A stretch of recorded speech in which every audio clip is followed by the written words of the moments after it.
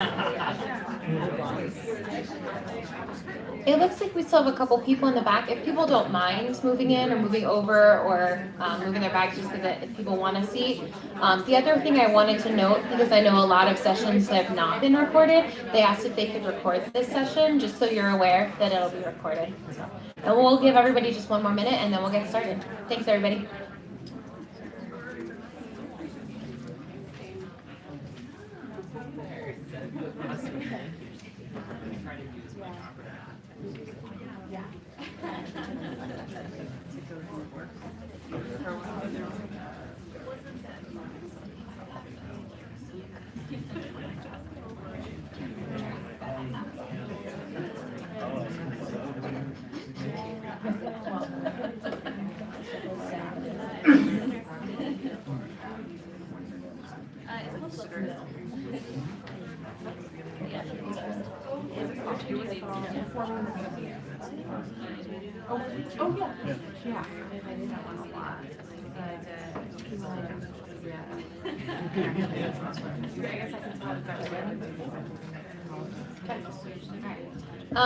Hello, everybody. We want to welcome you and thank you so much for coming to our panel.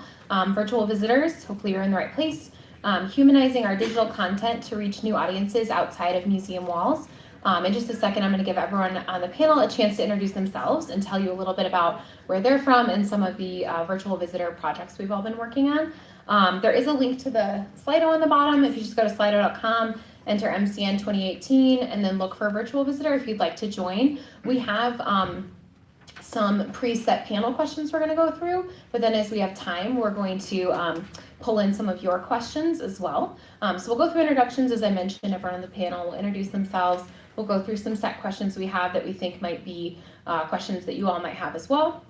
We were going to break into small group brainstorm breakout groups, but the nature of this room doesn't really allow for that. The chairs are kind of locked together, and it's a very full room. So instead, we have the prompts we were going to use for the small group brainstorm. We will use those to prompt you if you have any questions or additional things you'd like to share about virtual visitors and projects, and then we'll answer as many of those from the Slido as we can as possible. There's about 4 chairs over here if anybody wants a seat, if you don't mind the front row in this region. And then, as I mentioned, just so give everyone a heads up, this session they asked us if they could record it, if that changes anything of how you say anything. And then if we have time at the end, or we're happy to stay for a few minutes, if you want to explore any of the virtual visitor projects that we're talking about, some of us have different materials or websites, or we can answer individual questions as well. So thanks again for being with us today. So we'll let Mike go first. Hi, everybody. My name is Mike Smail. I'm the theaters manager at the Adler Planetarium in Chicago, Illinois. And I'm going to be talking about a project that we're working on. Give you a quick little rundown. It's something we do in our planetarium domes called the Kavli Full Dome Lecture Series. We've been running it for a couple of years now. This is where we bring in scientists into our theater, not just astronomers, scientists of all stripes, and we take their really boring, terrible scientist PowerPoint presentations and we rip them up and throw them away and work with them to create engaging, immersive, dynamic, full dome visual content that they then present in our planetarium. Through one of the nice little features of one of our software platforms that we use, we are also able to domecast, or effectively sync up our planetarium dome with other domes all around the world.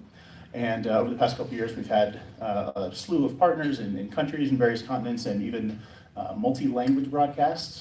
Planetarium in Colombia helped us out with doing Spanish language broadcasts, rebroadcasts as well.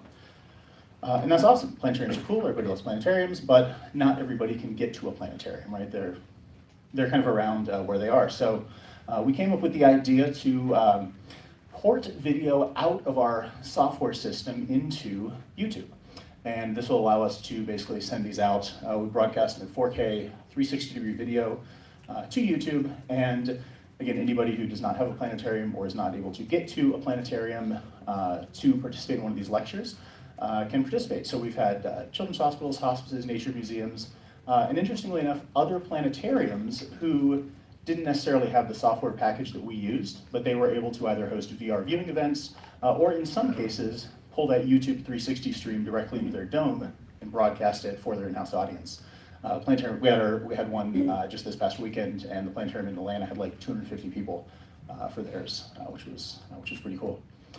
But yeah, that's the the project, and we've got some demos, some Google Cardboard, some stuff to talk about a little bit later on as well. One more thing really important, that bit.ly link down at the bottom, bit.ly/Kavli6, Kavli in all caps, that is a link to the lecture that we had just this past weekend. So if you want to pull that up and give it a look, get an idea of just what these presentations are like, feel free. Great. Hi, everybody. I am Ellice Engdahl. I am Digital Collections and Content Manager at the Henry Ford. If you don't know much about the Henry Ford, you're not alone. We're a little bit off the beaten path. We are in Dearborn, Michigan, just outside of Detroit. We do hold a pretty extensive collection of American history, including some treasures that are of national interest, like the Rose Parks Bus, the Wright Brothers Bicycle Shop, Thomas Edison's Menlo Park Lab, the limo in which JFK was assassinated, and it goes sort of on and on from there. But we noticed recently that most of our visitors are still from our local/regional area. So we have an institutional goal of national awareness, so getting people across the country to understand who we are and what we have to offer, and that we're not just a car museum, because we are not just a car museum. This also got combined with a rebranding effort, excuse me, around innovation, so particularly in the museum. But we were trying to find ways to get our stories out to this national audience. So we had started collections digitization around 2010. In 2014, we started partnering with a production company to have a national Saturday morning educational TV show, the Henry Ford's Innovation Nation. If you haven't seen it, you should check it out. It depends on when you get up. It's on at 8 a.m. in the Detroit area, so it's a little early on a Saturday. But the show really proved that our collection stories could have a national impact when we actually were able to share them with people who are interested. So we started thinking about like how we could use our digitized collections to reach this audience. So we came up with the idea of the content studio, if you want to switch ahead. So this is the cross-functional team dedicated to creation of content, both online and on the museum floor. So everything we do utilizes our digital collections as the foundation, but then we layer on this storytelling aspect to create all different kinds of content. So some you see here, we have a teaser for our TV show. So the episode that's featured there talks about Ford's Willow Run plant during World War II. We have a video series called Connect 3 that takes 3 seemingly unrelated artifacts and ties them together. So this one talks about a piece of glazed pottery, a Heinz advertisement, and a photo of sailors in turn-of-the-century Brooklyn, and those are all tied together by salt. And if you want to know how, you can go watch the video. We have a series of deep dive innovator stories called What If, that feature an unexpected or sort of unique to our collection angle. So this one is on George Washington Carver and how his art informed his science and vice versa. We are a partner with Google Arts and Culture. So this is one of our exhibits, which is on Susanna Allen Hunter, who is a pretty amazing improvisational quilt maker. And then we have all kinds of other content I didn't put here. So we do blog posts, we do expert sets, which are groupings of artifacts from our digital collections. We do social media live feeds and campaigns. Pretty much if it's a content thing, we do it. And then most of this content ends up living on a storytelling hub on our website called Explore, and then we share it out from there. Hello everyone, I am Jessica Johnson and I'm a social engagement producer at the Smithsonian National Museum of African American History and Culture. I will call it from NAMAC from here on out, because it's a mouthful. So our museum is only 2 years old and we've welcomed about 4.5 million visitors, but in that we have passes and we're only located in one area, but we are the only national museum dedicated to telling the American story through the African American lens, and looking at things through Black history and culture and what that means. So in that, because we are an underrepresented group in museums, we have a high level of interest in a large audience across all of our social media channels. As of today, we have about 689,000 followers, fans, whatever you want to call them. They're there and they want more and more and more. And so a lot of them, they can't get to DC or they weren't able to get passes because we still have those. So we really try to ease the pain by using our social media channels as a way to meet people where they are, in their homes, in their area.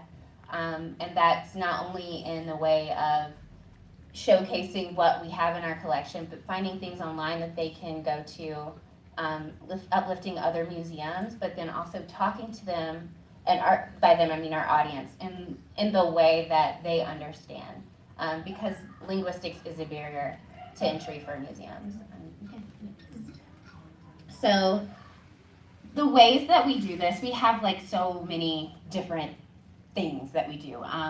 Our collection has about 36,000 objects, and in that the archive also, it has photos and it has video. So we've really tried to humanize and make it available to people in the way that they interact with it on social. So we have a Giphy channel where we've taken our moving images and video that is available on our YouTube or in our collection, like collection search, and just cut it into little bite-sized things, and we share them out. And so a lot of times we use them to say like hello or enjoy, but it's like a new way of saying like, oh my gosh, I see somebody who looks like me from so long ago, and it's the first time that you've seen a home movie of a Black person in the 1920s.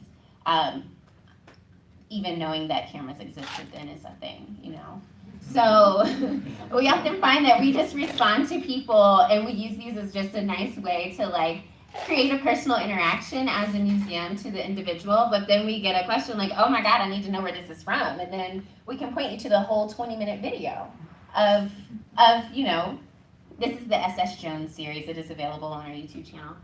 But you can just go see this amazing thing that you didn't even know existed. So you can.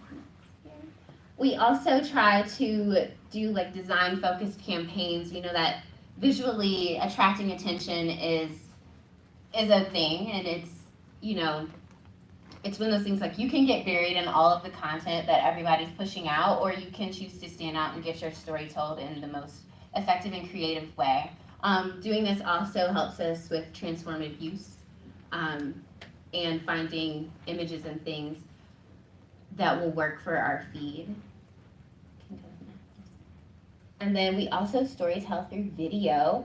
We have partnerships that we work to create, and we have an animated series called A People's Journey, and we worked with a partner to create that. But then we also do our own Facebook Lives, where we'll have our director, Lonnie Bunch, give a tour of a gallery, and so the lighting is very bad in our galleries for this type of thing, because if you've never been to our museum, you like go down and then you go like even further down to get to the start of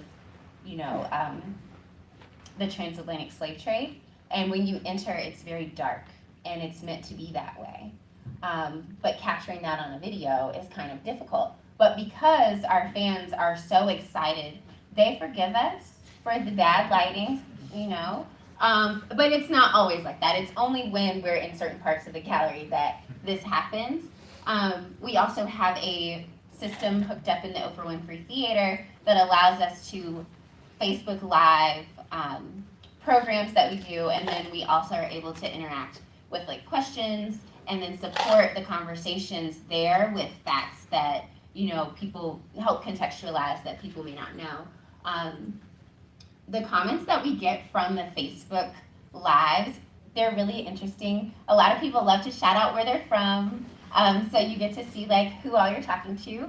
But then a lot of times they're just like, oh my gosh, thank you so much for showing me this. I'm probably never going to make it there, but I support the museum. I'm a donor, and then this just makes me so happy to be able to see it as best I can, and this is my real life, and I will see it.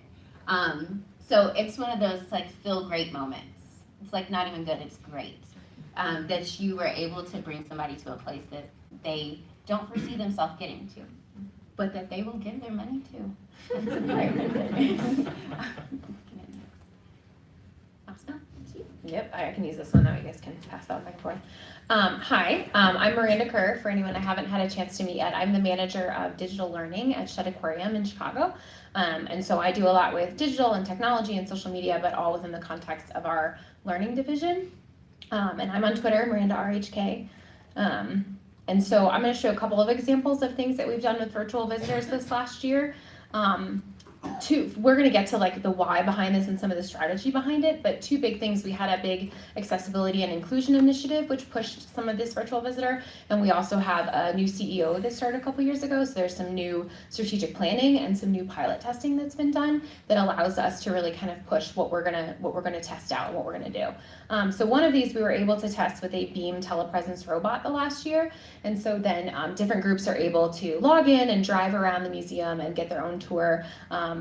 And that allowed us to open it up to children's hospitals, to veterans groups, to senior citizen communities that have memory wards where they can't leave, so that now they can do something like this, and even to individuals who have kids who are unable to leave home for whatever accessibility issues that they're dealing with. And it's been great. And I love some of these pictures because the dolphins and the whales thought it was really cool too. And they came right up to kind of see what was going on with the robots. Another thing that we've done a lot the last couple of years is working with 360 video, but specifically using that to reach out beyond the museum walls. And what does that look like? And where do you have that available in a web space or on YouTube? But then also, how are you taking it directly out to communities outside of your museum walls? So we have some general 360 videos of the exhibits, but we did a big campaign this summer called Keep Sharks Swimming, and the videos were inside the shark exhibit, but then also videos taken in the Bahamas in different places where our researchers research sharks. And so then we were able to both have those videos in the aquarium, but take them out to neighborhoods with our traveling aquarium and let them experience what that feels like to swim with sharks. And have that different, unique experience. And I just love some of these pictures of kids reaching out to try to touch the fish and things like that. It's great. And then a big project I worked on this last year was a kids video series called Sea Curious.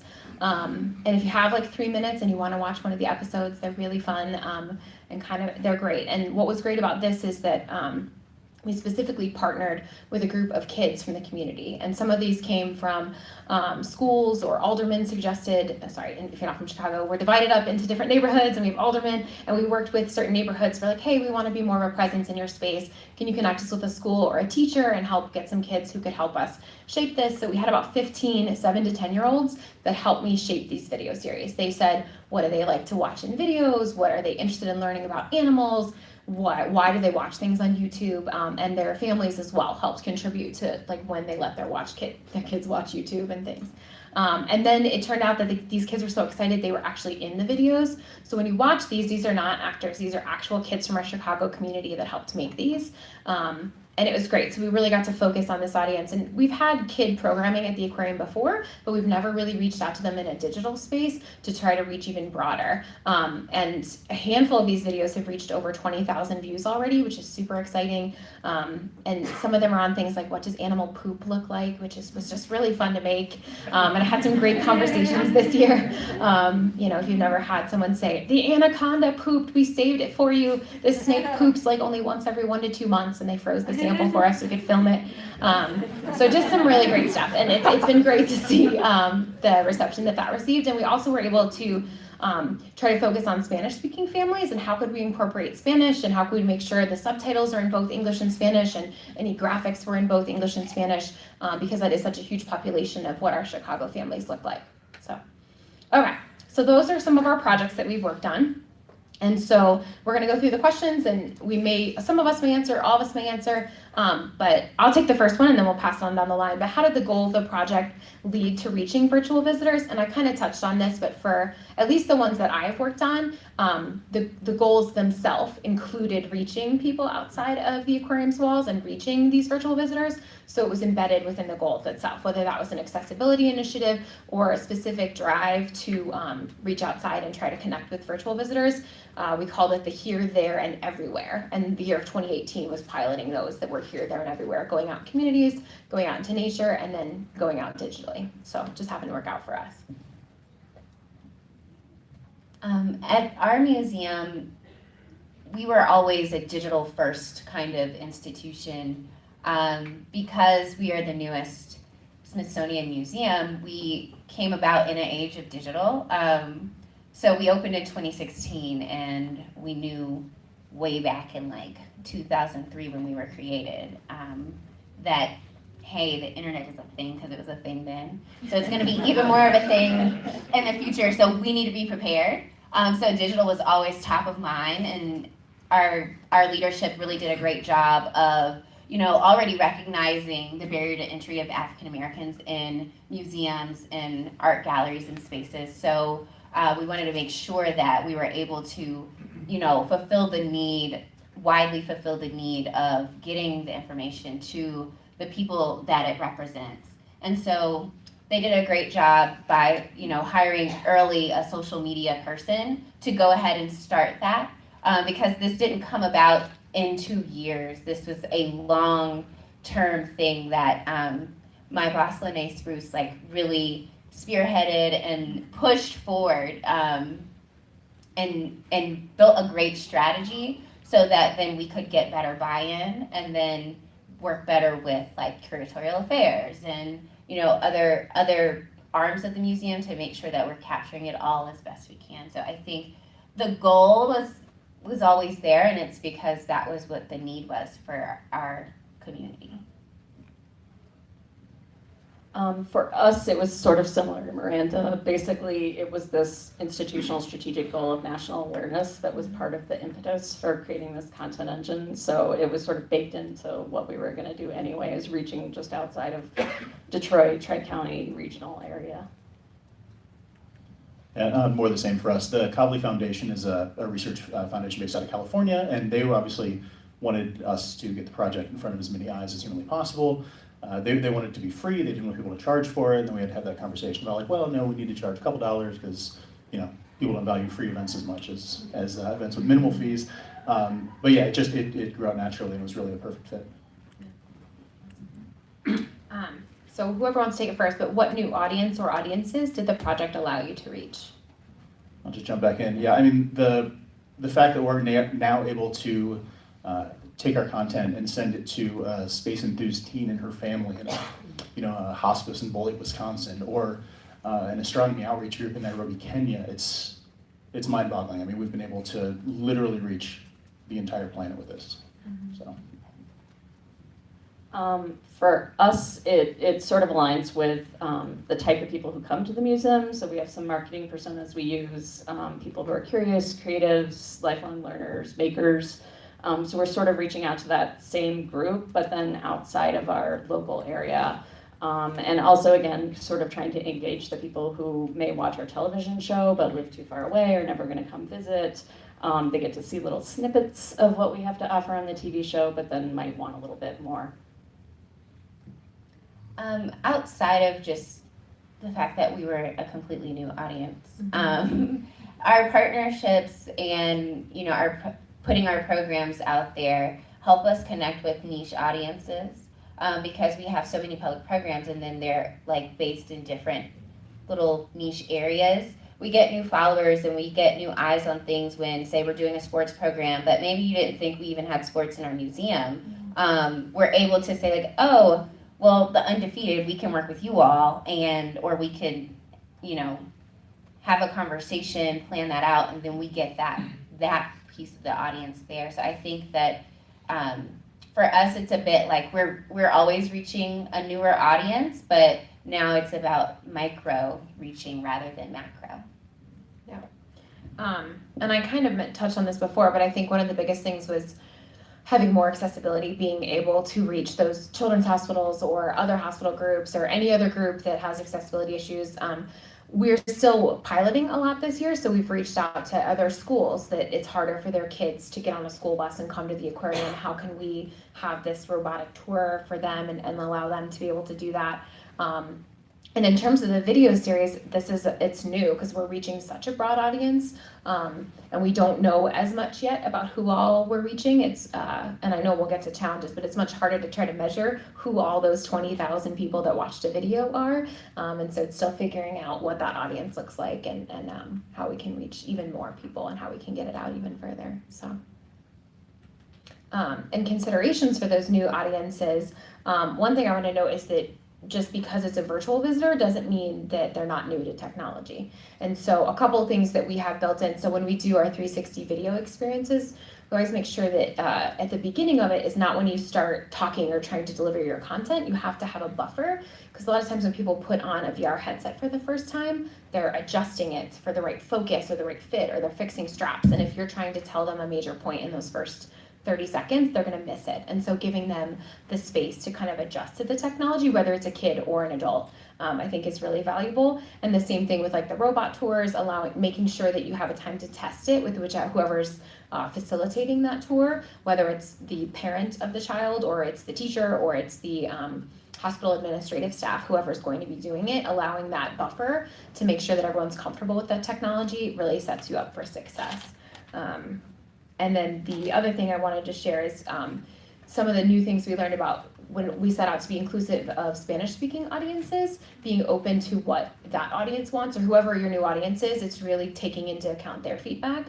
I made the wrong assumption that kids who speak Spanish at home would just want to speak Spanish in the video. I was like, oh, you could just speak Spanish, say whatever you want. And they looked at me like, no, I speak Spanish to my grandma or my aunt or my dad. I don't speak Spanish in my group of friends where it's a diverse group of friends. I would speak English to my friends at school. And so making sure that I allowed the space for them to share how they wanted to share, and then we could make the adaptations on our end of, okay, well, let's just make sure the subtitles are in Spanish. So if he does watch it with his grandma, she's able to know everything that's happening in the video too, even if he's more comfortable in English. And so that was some of the adjustments that we made with that one. And I think it was vital to include that community if that's what you're going to target as a new audience, making sure that that community has a voice in how you develop the virtual project. For us, we really take into consideration language. We have to over-explain a lot, because if we don't, the internet will tell us we left out a major part of the story. They always want to know more, so we tend to over-explain, but also not because we want to leave out the story, or 240 characters, you only get so much, right? But also because there are people who've never heard this before, so we need to tell them the full story also. But also, when we also talk about things, we talk about them in a very friendly and familiar way, because it's important that we, as a museum, don't come off as pretentious. We don't want to seem like we are other from our audience. No, we are with our audience. For us, it's kind of similar. So we're reaching out to this kind of broad net to people who watch the TV show, which might be kids, it might also be their moms. Sort of the hidden secret is that educational Saturday morning programs actually target the moms more than the kids. And watch the commercials and you'll find that's true. So, we're kind of reaching out to a group of people. So what we've tried to do, since we have so many different content venues, is just provide a variety. So different reading levels, there's some stuff that's a really quick, high level overview video. But then there's these things that are a deeper dive that, a fourth grader's not really going to be able to get into. So there's kind of a lot of options, no matter who's interested in reading that. Well, and ours, it's been very much learn as we go. We took an existing program and we're like, oh, we'll just send it to YouTube and see what happens. So we do the first broadcast and people start asking questions, and we had kind of a technical person online who was answering some of those, and we're like, oh wait, no, people are asking content questions about astronomy. So the next time we had 2 or 3 people online to to handle questions. We had to build out our tech infrastructure. We had to fork our audio and also send it out to YouTube in addition to the other audio streaming service we use. We've had to realize that in YouTube 360, it's 360 by 360. Planetarium Dome is 360 around, but it's only 180 top to bottom. So there is the software is nice because natively it's 360 by 360. It's everywhere you look down, you see it. But if we're showing things like spherical images that are only 180, not a full 360, or there's still always a center of interest because planetariums are still kind of our primary. So there's definitely a place where most things are centered, but there's still a lot of stuff going on all around. And the next thing is really trying to figure out more of how we can deal with that sort of bottom half, that lower 180. And so now we're going to talk a little about successes and challenges. I'll go first just because I have the mic. One of the challenges, I mentioned that we've had tens of thousands of views on these videos, which is great. And it met all of our KPIs in that sense, which was wonderful. But then getting at, if you get someone to watch a video on YouTube that's 3 or 4 minutes, trying to get meaningful data about, did they get out of this what we wanted? Are families talking about this? Are kids curious about this? It's difficult to get more detail in your evaluation. And so we do have a survey that's posted in the description of each of the YouTube videos, and we have a survey on like the See Curious's website landing page. But so far, even with paid promotion, we only have around 80 people who've taken the survey compared to the tens of thousands who've watched it. So then it's difficult because we're trying to decide, like, well, did we meet, we were hoping to reach a diversity of audiences that matches at least the diversity of Chicago. Did we meet that? We can't really extrapolate that from only 80 people. And so that's a little difficult when you're trying to evaluate some of these virtual projects. Because you don't have the same, when you have someone who comes into your museum, you can stop them and ask them questions or ask them to fill out a survey. But if they are living in the virtual space, you're kind of at their mercy if they're willing to fill out a survey. And at least for us, we can know if they finished watching the videos on YouTube, which gives us some really good information that like the percentage of the video they watched is much higher than our other videos, and I met our KPIs for that, so we know they're watching it. Their stay time on the See Curious microsite is much longer than most of our website pages, so we know they're watching videos. We can tell that they went from one video to the next video, which is great, but to be able to ask them like, what age kids are you watching this with? Even in the surveillance world that is our internet, I can't get that information. So that's one challenge, is making sure you've met those KPIs. I'll share one story real quick. It's kind of a thing that we thought was going to be a success and then kind of turned into a challenge. So one of our partners is the Traveling Telescope Project in Nairobi, Kenya, which is astronomy education outreach. They basically take telescopes all around the country and interact with schools and audiences and get people to look up and take note of the sky. And as part of the project for our VR partners, we actually send out Google Cardboards to them. We find out how many they need, we ship them out, we mail them out, it's grant funded, no big deal. In the case of traveling telescopes, we also bought a couple, I think like maybe 5 or 6 old smartphones, boxed them up, sent them along with it, because there's one less barrier to entry, until it got stopped by customs. And it ended up getting held in customs for like 3 weeks, and they ended up missing the lecture because of it. But they were able to keep it and connect us again next go around. So it worked out, but it was one of those, I kind of mentioned, we're learning as we do it. We have a lecture, we figure out, okay, what was great, what wasn't, what do we need to fix, and then just keep rolling forward with it. For us, I think, again, the big challenge is, since we are intentionally trying to reach people who don't know who we are, how do we do that? Obviously, they're not on our Facebook page, so that's been a challenge. I think impact is a challenge for us, measuring that. So we are very marketing and gate driven. So we're really good at measuring things that have a dollar sign attached to them. We're less good at measuring things that do not directly have a dollar sign attached to them. And resources is kind of a challenge. So we have such a vast collection, so many stories we want to tell, so many interesting things that we feel like will appeal to people, but we have more ideas than we have people. We also have this cross-functional content team that theoretically has dedicated content resources. If you've ever created a dedicated anything resource, that lasts like 38 minutes and then they're pulled into other things. So that's kind of a challenge, is just trying to keep people actually dedicated to what we originally wanted them to be dedicated to. Successes, I think we've done pretty well at like kind of matching up our stories to the content types we've created. So it's pretty rare that we come up with something we want to talk about that we don't already have a good format for. We've really done a nice job of aligning our content and collections digitization efforts. So if we're digitizing something, we're usually telling a story about it eventually. Google Arts and Culture has been a nice success for us, because that really does reach a different audience than we typically reach, more international, more national than our usual audience. So those are some of our successes. I'll start with the challenges. We are a 3-person team in a 2-year-old building, so we're just young and small, and we have all of these expectations, and we have our own pie in the sky, like dreams, goals, like we can totally do this, and then we're like, oh, but the bandwidth. So just, acknowledging our own reality of like, oh, and kind of being a victim of our own success. Like when we have something and we do it, we try to do it like to the best of our ability, but then like your audience expects that every single time, and the moment you don't deliver, the at Namak comments will let you know that hey, you failed me this time, and we apologize to the best of our ability, but just, that's what we do, and we try to adapt in those ways. One of the most recent challenges we've had we are doing a 5-year-long series called God Talk, and it's in collaboration with Pew, and we're studying, it's a project that is studying the relationship with religion that African American millennials have, and how that's changing with brunch culture and all these new things in the digital world that are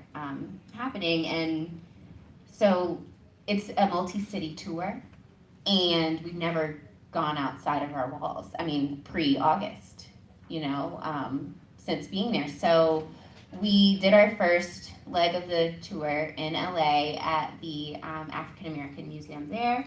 And I mean, the program was phenomenal. But when we got down to the tech, we realized, there's not enough Wi-Fi to support all of this. So we had a scheduled, live stream, and then it was like embedded on 3,000 things. Then we had to rush to pull the things down and say, hey, we're so sorry. Then we got emails, and it will be released. We are going to share it out. But realizing hey, you can't just go to somebody else's house and think it's about to just flow as smooth as it would if you were at your own. And that was a first for us that, we had experience. But that was a challenge. I think that our successes, though, have been that we have done so well in such a short time with the few resources that we have. And by few resources, I'm not talking money, I'm talking hands. Talking the 6 hands, the 3 phones, and a lot of our gallery tours are legit an iPhone and us walking around with a gimbal. And the fact that we're able to do that at 8 a.m. because nobody's there and that's the only time we can make it happen. So I think that the successes have just been the fact that we've been able to do things and make them look good. And even if we've kind of stumbled along the way, you didn't know until I told you just now. But we're human, and I think that's also a success, is acknowledging that we're human. We're not robots, and we let people know in the museum and outside, we love you too, but we love ourselves, and give us a break. It's important. So true. So how did you get institutional support to target virtual visitors? And we talked a little bit about is this funding? Is this from top down? Is this your peers? Who all do we need to get support from to help make these projects come to life? So I don't know who wants to start. Well, I think social media wise, institutional support, one of the greatest teams you can have on your side are the people who know the actual facts. Because a lot of social media managers are not historians or curators, but they get the questions, and you have to customer service and know the answer. So getting the support of your colleagues who do know the answers so that they, you can ask them and they get back to you really quickly is very helpful. And I think if you just say, hey, you're getting mentioned a lot, and you show them that there's interest in what they have going on and what they're researching, that's one of the ways that they can become interested in the virtual visitors. They might not be on Twitter, but their presence is there whether they know it or not. So for us, it kind of fit into this institutional strategic goal of national awareness. So it wasn't such an issue getting top-down support. I think the bigger challenge for us has been what stories we want to tell. So again, we have this kind of new focus on innovation, but our mission statement actually says that we want to teach people with the American traditions of ingenuity, resourcefulness, and innovation. So innovation is only one of those 3. So I think for a while we were kind of getting this constant drumbeat of anytime anything wasn't an innovation story that, okay, well, we shouldn't be talking about that right now because it doesn't fit. but that seems to be dying down a little bit, but every once in a while it kind of raises its head. So it's kind of this balance between like wanting to fit into this new focus, especially for the museum, but then also wanting to kind of represent the whole collection and the really fascinating stories that we can tell that don't have anything to do with innovation. Yeah, it was an easy slam dunk for us. We're a block down the road from Miranda's museum, but our museum also has a Here, There, Everywhere initiative. So being able to say, yeah, we're going to reach worldwide, it was a slam dunk, it was obvious. The one thing that, of course, is a limiting factor is hands, as you mentioned, Jessica. Somebody brought up in a session yesterday, be aware of that no time, but no cost, but staff time term. And it's same thing, because you'll start up and you'll be like, oh yeah, it's easy, we got this, and then stuff goes south, or you keep wanting to grow, and you're stuck with 24 hours in a day. Yeah. And so we had, like we mentioned, we had the Here, There, Everywhere strategic initiative. So overall buy-in was there because there was a driving force in the whole aquarium that wanted these everywhere projects to happen. But I'll also say that it's super important to get that buy-in from other departments. We've been playing around with 360 video and VR and learning for a few years now. Really loud outside. But one of the things that we did when we first got VR headsets and we first wanted to start talking about this is we invited other departments and other department heads and other VPs from around the building. Hey, come play with this. And I nothing that we created, but we just put them in a Samsung VR headset with like things that were already built, or we made a quick demo 360 video and put them in a headset just so they could see it and start to get a vision for it. And nothing had to happen in that moment, but then you planted the seed. And so then like 6 months later when you want to do something, or a year later when it comes up again, you start to have this where there's a familiarity with the technology that you want to start to push forward. The other thing is inviting other departments to share their expertise, very much like how Jessica said, I can't possibly know everything about every animal in the aquarium. And I even have like a science animal background, but I still don't have this kind of knowledge. So when we set out to make the videos for the kids series, I needed to know what animals would be active at night if we filmed one about nighttime. And I'm not gonna have that knowledge. I had to ask someone who takes care of the animals. Or like, hey, we wanna film animals pooping. Do you know if there's any animals that will poop on demand or in a visual way that we could capture? And I actually had that meeting and asked those questions to like a VP at my aquarium of like, so I need to know about animal poop. And we had really great conversations about which animals poop and where you capture that. There are about other things too. I just think the poop one is the funniest video.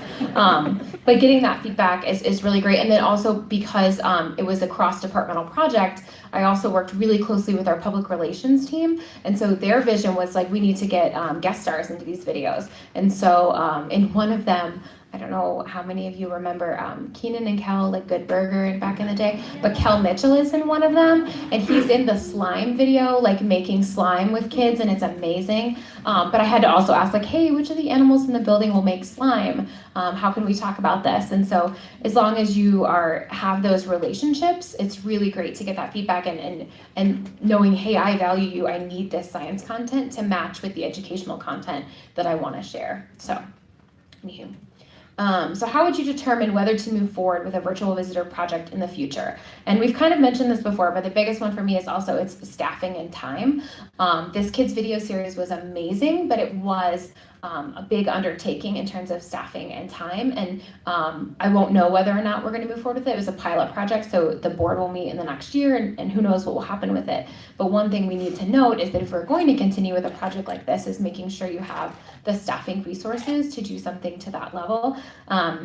And then also I think that one of the most important things before you determine, yes, we're going to make a virtual visitor project, is getting feedback from those you consider your virtual visitor. It was completely invaluable to me that I had a group of kids in the right age group who were giving me feedback and telling me what they wanted to watch, and making sure that we poured value into them too. So when they came, they got treated like superstars, and they got behind the scenes tours. One of the kids was like, I think we should get name tags like you guys have name tags. So then the next time they showed up, I had lanyards with name tags, and it said like VIP, Youth Council, Shed Aquarium. And so just really pouring into them, and then they poured back. And then each of those kids too were able to go to their communities and they told their schools, I'm in this video, can we show it at the school? And it was just such a great reciprocal relationship, but I don't think we would have had as much success making a kids video series without working directly with kids. And my assumption is that no matter who your virtual visitor audience that you'd like to target or who you'd like to reach out to in a virtual space, that it's really important that they are a part of that discussion from the very beginning as you're forming it. That would be my biggest suggestion. So along the lines of that, I think the first question that we generally ask ourselves when we're doing something is, do we have an established workflow? If there is an established workflow and we've done it before and we know we can do it like in a week, then we're like, yes, we'll do it. If it's something new, we really have to assess the feasibility of the project, including people, but also technology and who has what and who can use what to make things. Like, it's cool to be like, oh, we're gonna make this awesome video, but nobody knows how to use After Effects, or it's just not on a computer. So that's a thing. Then you have to ask, one of my personal questions that I like to ask is about, is it accessible? And future thinking, forward thinking, this is going to be very important. It's great to assume everyone has a smartphone. I'm from North Carolina. Everyone does not have a smartphone. Everyone does not even have the internet. It's the woods. So you have to think about it from a standpoint of screen load time. Also, in the future, is the screen even going to load? We have net neutrality situations happening where underprivileged communities might not be able to get the same access that people who make tons of money will get, because we're gonna have to pay different costs for loading our screens. Go figure. But that's a thing, and that's a thing that we have to think about now, because these projects, they're digital and they have a lifespan that is infinite at this point. So why not try to create something that can be used for years, then create something that's like for like the year, especially like with funding things too. So then you also have to think, like, is this cool? Like, am I just doing this because it's cool, or is this really gonna help my audience? Because doing cool things is cool and it's great for the gram, but I mean, what's the return on investment there? You lost so much time working on it for like 5 people to look at it, and then 4 of those people probably didn't think it was cool. So then your feelings just end up hurt. So I think you have to assess that cool factor. And then, you know, I think overall just assess, at the end of the day, when you finish the project in your mind, outside of what it's going to do for the museum or wherever you work or who it's going to impact, how's that going to make you feel about what you did? And I'm like an empath, so I'm all about the feels. But I think that's important that we start to really look at that a bit more, because when, like Miranda said, you know, she made the kids feel good, and so they poured into it. And so if your project makes you feel good, you're going to continue to pour into it, and you're going to get new ideas, you're going to be able to make new, cooler things that are actually cool. But if you don't, and you feel like you've been jaded every time you made a project, you're going to be like, I can't do this, and you're going to have like a creative block. Everything they said. For us, it's a little, we do have this like overarching umbrella of like the content studio. So what we kind of do in deciding whether we're going to do a piece of content or not is what's going on at the institution, what's going on in the world, what's like most relevant. There's a couple people in the room who've worked with me. They know I tend to do a little Venn diagram with my hands. So I do this, and we sort of go for that part in the middle where it's like serves multiple purposes. Again, it's like if you're gonna, I mean, content is expensive. Like when we used to track time, like one of those what if stories took somebody 100 hours to write, and it's like you can read it in like 5 minutes. So you know, it's a lot more expensive than people think. So if we're gonna do that, let's make sure it's good. Let's make sure it's giving some benefits. Let's make sure we can use it in multiple ways. Let's make sure it's getting good SEO to our website, so people who Google stuff will find it. So it's trying to kind of find that, like, how does this serve us in multiple ways? We try not to do something that's just like a one-off for a very specific occasion, unless it's just a really quick effort. We try not to put tons and tons of time or money into those things. Well, thank you guys. Let's see. So this is where we were going to break into brainstorm groups, but we're not. Surprise. So the prompts we were going to use was thinking about what new audiences you'd want to reach with virtual visitors and what considerations you'd need for those audiences, overcoming challenges if you had specific things you want to think about with budget or institutional buy-in, any specific ideas maybe you already came with, like maybe you already have this vision of this virtual visitor project you want to talk through, and then maybe thinking about how do you want to start doing this when you get back. So think about those. We do already have 2 questions in the Slido. Thank you guys for submitting those. So we'll do those first, and then you can either keep putting more in there and I'll read them, or if anyone just wants to stand up and ask one, that's perfectly fine too. But this one actually ties to a lot to our last question. It says, how do you quantify the value and success of virtual visitors from a business financial perspective, and is that a requirement or worry from your leadership? That is an excellent question. I think part of it is considering the value of your mission as well. At least that's how we framed them. It was a big deal to us. Shed's mission, and I'm on the spot, I'm not gonna remember the exact words, but it has to do with sparking curiosity, compassion, and there's one other C, conservation for the natural world. And so part of that, the videos or doing these tours for us is mission driven. For virtual visitor, a little less than it is the financially driven. It's a lot harder. For example, like the YouTube videos, we don't have ads turned on, so it's not generating any revenue at this point. It was a project that we poured into. We did not expect it to gather revenue, but it was hoping that we were reaching broader audiences and that we're being mission driven in that sense, and we wanted to see what kind of connection we could earn. Sometimes, like the other one that we did this summer was a campaign called Keep Sharks Swimming, and that was also a virtual project. It was 360 videos with the sharks. And in that case, that did have KPIs of hoping to get a certain number of donations. That platform had a number of signatures on a petition about preserving spaces for sharks in the Bahamas. And so it was a little bit more business driven in that sense. We were hoping, we had a partnership with Threadless that makes t-shirts, and there were designs that were shark based, and we had some revenue generated from that. But in general, at least right now, that is less of a concern because we were in a pilot year and we were able to kind of play around. Now, ask me again the same question in a year after we've written the evaluation reports and the board has reviewed them at our spring board meeting. I may have a different answer for you next year. But thankfully, we did have this year where we could just test these and we were not held to specific revenue goals for these. I don't know if anyone has different thoughts. Yeah.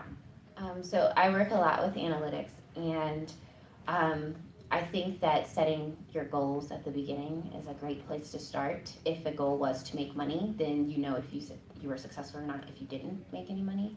But we don't make money off of our things, so our goal is more like the mission of the museum and the mission of the Smithsonian, and are we upholding that? We also try to give numbers to, quantify these things, but honestly, if you're talking about the value of a piece of content to a person and to a visitor, that's qualifying information.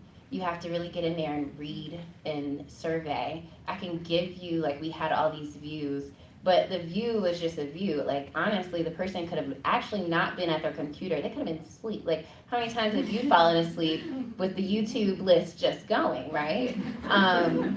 So that's one thing, but if we're getting a comment back that says this is the most amazing thing ever, I have to share this with my classroom, then we reached you as one person, then we reached your 30 students, and then we might reach your 500 students at your school, or however many students you have. So our goal at Smithsonian is to diffuse knowledge, and then we would have met the goal. We met the goal by already putting the piece out there, but you can qualify that with,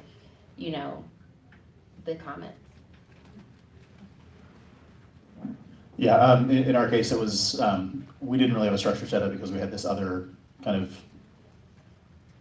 setup, this whole setup series already, and the virtual was just kind of a spin-off of it. And the organization was fine with, just spend staff time on it. And just generally we're talking, okay, we do a good job what we have. But yeah, we are not yet at a point where we have a fully structured, quantifiable, quantifiable evaluation system for it. Yeah, and I mean, same thing for us. We haven't really developed great analytics for, how successful it is. But like I said, we try and kind of do things that have multiple uses. So in that way, sort of it's automatically successful. Because again, if it's driving people to our website, that's already accomplishing a goal. Financial, again, less so. We're definitely, again, gate-driven, revenue-driven. So we like people to actually come. And I think that's part of why we have the institutional high-level support we have, which is, maybe all of these virtual visitors will one day actually want to come, which maybe they will. Our visitation actually has gone up since we've had the national TV show. So that is a thing that happens. Like, people know you're there and then they plan a vacation, or the next time they're in Detroit, they stop by. So that's great. But it's not like we are expecting the same thing. It's like we're not really putting ads in YouTube videos and expecting that to pay for anybody's salary.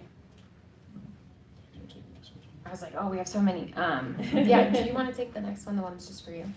So we have one that says, how long did it take for us to know the content studio was something to commit to? So I think doing digital content was something we'd sort of been doing for a while, ad hoc. Our curatorial staff, we have a curatorial staff of, depending on how you count, 7 or 8. Some of those folks love to write and would rather just not do anything but write. But they all sort of have this other work that they have to do too. So they court donors, they collect, they work with programs, they give tours. So I think we sort of recognize the potential of having more content, but also recognize that we can't ask our curators to drop everything else they're doing all of the time to just do nothing but write. So that's when we kind of came up with the idea of this position that's sort of dedicated. And like I said, that's a little bit of it's semi-dedicated, I would say, but more dedicated. At least they can give more time to it than our curators can. Yeah. So I think we already kind of saw the promise when we didn't have these dedicated resources, and then that encouraged us to go for those. Yeah. I'll try to knock out the next one that had the most, it says, Miranda, can you expand a little on the robot tours? Do they have a human docent who controls the robot? Can the audience ask questions? Great question. So this is a partnership with, we have an accessibility and inclusion manager, and she helps manage contacting the groups that get to do these tours and scheduling them.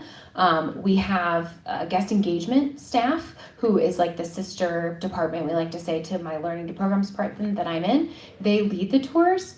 Right now we offer them in 3 different areas. So the person who's doing the tour picks, like, oh, I want to go to this specific area of the aquarium, and then they get a led tour where they can ask questions. And the person who's actually getting the tour is the driver. Part of our insurance on the robot says the driver has to be over the age of 16. So it's like a teacher or a guardian parent or the person at the hospital. It's never the kids that are driving, but they can pick, like, oh, we want to go see this animal. And the person who's driving the robot is able to zoom in or choose a pathway or choose an exhibit or go look at an animal. It's a 2-way conversation and a 2-way video.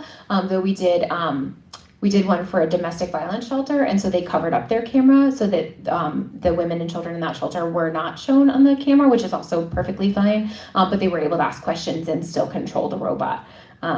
So I think that answers all those. Is there a docent that walks around with the robot? Yes, so we actually usually have 2 staff. So the guest engagement person is like leading the tour. So they walk around, answer any questions. They're very familiar with all the animals. They also do regular customizable tours, behind the scenes tours. They're very knowledgeable about the aquarium in general. And then there's usually at least one other person, whether it's myself or the accessibility and inclusion manager or some other staff member, because we have people who walk up and want to know what's going on. So that the tour does not get interrupted, there's another staff member who can answer that question, who can troubleshoot the technology of the robot and things like that. We also try to make sure the tours happen like first thing in the morning or after all the school groups have left. Also, we did not do them this summer when it's like peak camp and family travel time. We've just picked them back up again now. So yeah, sorry, there's so many questions. Another one had a couple of, do you track platform growth of other museums to help benchmark your success? Things like Instagram and YouTube. It's probably the best one for you. Yeah. So yes and no. Always remember that comparison is the thief of joy. I think that is, crucial, critical. Remember that. But also you have to it's not like we're in an industry where we're like fashion industry, we're selling clothes. People who like Tom Ford generally like Gucci too, right? So they have the same customer. We don't all talk about the same thing at our museum. So why would I compare the Shed's growth to Namak's growth? Like it doesn't make sense. It doesn't match up. Now, should you compare in a sense to see like what are they doing that might work for us? Definitely. Is that something you should report out onto your leadership? Probably not. Because if you are able to, what is it, over deliver? What is it, under promise but over deliver, like if they don't even know you've been working on this, you're just gonna wow them. But also it gives you the opportunity to fail on your team first and not fail in a big way and not mess up any buy-in that may like ruin any relationships that may be ruined because you took up somebody's time and then it didn't work and it's like So I would say yes, on a team level, on a personal level, always be looking because we're all inspiring each other. But on a like reporting out level, I would say not right now. I don't think that social media in museums or just glam in general, we don't even have set KPIs or like industry standards because we're not a normal industry. Also, we've got like lots of niche little pockets, and that's the cool thing about us. So I would say like just be careful, be wary of getting too deep into comparing yourself, platform success and all that, because also there's these things called algorithms that make no sense. We don't know how they work, and so you don't know if a person is putting $5,000 behind a Facebook growth campaign the same week that you're comparing yourself, like, oh my God, they got 800 new followers today and we only got 2. Yeah, but they put like $5,000 behind that 800 and you didn't. Yours was free, organic. So that's something also to remember. You can only see what's front facing and not everybody's dashboard. Yeah, one other thing I was going to throw out there too is instead of comparing ourselves, thinking about how we can use each other as resources. Like as you look around this room, all these individuals are potentially interested in virtual visitors. And I will say it was also invaluable. I was able to talk to someone at Met Kids. They did a kids video series where kids interviewed staff there. And that was like an inspiration for me. I was like, oh, this is really cool. How can we learn from this? How can we build on this? How can we do this our way and differently? But their staff was so willing to talk to me and answer questions, and they were great. The same thing, the San Diego Zoo has a kids video series, and I was able to talk to them. And I would say that's an even better way, instead of comparing your metrics, is how can we all like learn from each other? If you ever have questions about any of these projects, any of us will answer any questions you have, and so that we can build on that instead of comparison, if I may. Yeah. Okay, I think there's more. There was one quick question about worrying about VR goggles being broken. One thing I would note is I always, in my budget every year, I put a pocket of money for tech replacement. And if you don't have that, I would highly suggest that so that you don't have to justify every time something breaks. Whether you have a kid drop an iPad or you have someone accidentally sit on the VR goggles or whatever it is, that you have that buffer for yourself, knowing that, hey, this is gonna probably fall apart every so many years. The other thing I'll throw out there that I do, I know it's a really silly name, the goggles that we use, they're currently at the DIY digital playground hallway because I'm also doing that simultaneously. Those are $20 or $30 on Amazon. So if they get broken, super easy to replace them. That's another thing to consider too. Yeah, seconded. We have to buy stuff all year long, and it's, you don't have to worry about getting every little purchase okay. Just plan for it, get what you need. Mm-hmm. I also put a thing in my budget that's just called play testing.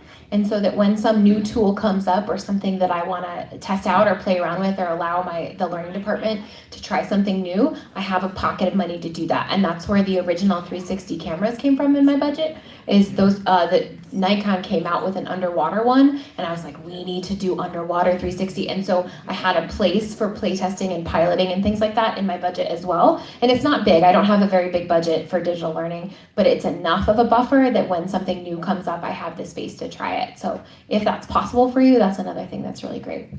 Sorry, I'm trying to keep up. Were there other ones in there? I think we're at time. Oh, and we're at time. I mean, if you want to hang out, we'll keep But if you talking, want to man. hang out, we'll keep answering questions indefinitely. So thank you all so much for coming.